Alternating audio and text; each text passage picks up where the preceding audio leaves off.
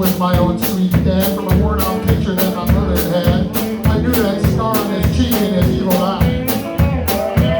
He was big and fat, gray and old. I looked at him and my blood ran cold, and I said, "My name is Sue. How do you do? Now you're gonna die."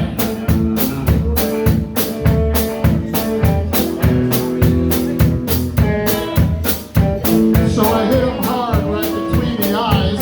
He went down, but to my surprise, come up with a knife and cut off a piece of my ear. So I busted a chair right across his teeth. We crashed through the wall and into the street, kicking and gouging in the blood of beer. I tell you, I've fought tougher men, but I really can't remember when. He kicked like a mule and he bit like a crocodile.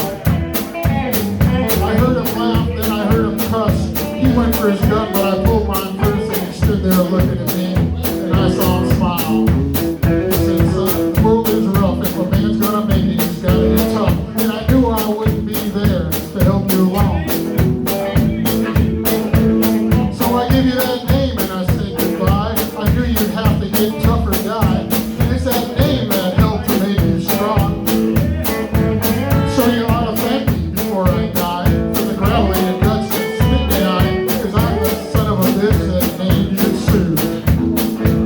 I got all choked up. I threw down my gun. I called him Pa. He called me son. And I come away with a different point of view. And I think about him every now and then. Every time I try, every time I win. And if I ever have a son, I think I'm going to name him Martin Jr., anything but Sue.